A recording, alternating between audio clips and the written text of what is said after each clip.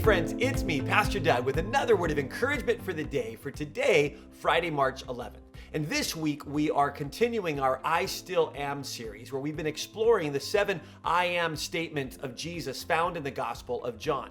This week, we've been looking specifically at what Jesus says in John chapter 8, verse 12, when he says, I am the light of the world. So we've been exploring the theme of light throughout the scriptures from the very first page when God speaks light into the darkness all the way through the rest of the scriptures. And today I want to look at something that Jesus says in Matthew chapter 5. Now it's interesting because over in John, Jesus has said, I am the light of the world. But then in the book of Matthew, in the Sermon on the Mount, Matthew records that at one point Jesus said, you, speaking to his disciples, his followers, he says, you are the light of the world. So we go, well, which is it? Is Jesus the light of the world or are we the light of the world? Well, let me read you the passage and then we'll talk about it.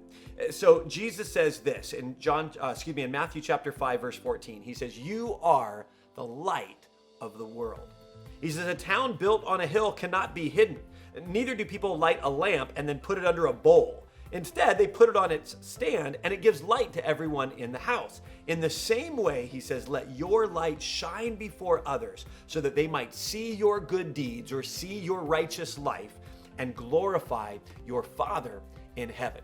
Okay, so here we go. Is Jesus the light or are we the light? Well, Jesus is the ultimate light, and you've probably heard this before, but we are called to reflect his light. I'm sure that you've heard the illustration of the moon and the sun.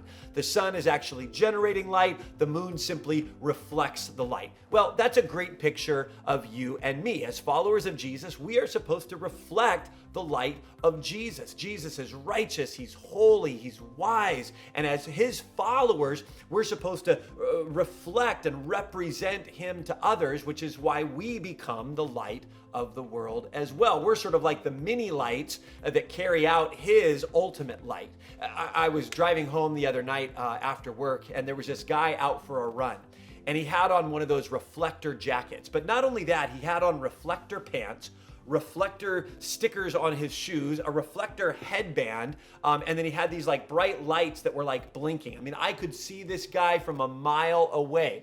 But the only reason I could see him was because my headlights were on him. The moment that I passed him, I looked at him as I passed, and I almost couldn't see him at all in the dark. But as soon as a set of headlights hit him, he lit up like a Christmas tree. Why? Well, because he was reflecting a source of light. And so friends, you and I are called to do the same.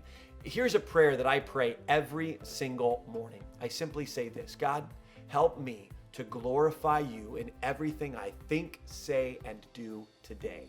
And that's my prayer every single day. And perhaps that can be a phrase that you incorporate into your time of prayer as well, where you simply say to God, God, in everything that I do today, I want to bring you glory. In everything I think, say, and do, may I reflect you today. So friends, that's our prayer, that we would reflect the light of the world, which is Jesus. Friends, I hope you have a great weekend. Be sure to join us on Sunday as we continue our I Still Am series. Join us in person or join us online. Remember that this weekend is the time change, so don't be late. And we'll pick these videos back up on Monday. We'll see you then.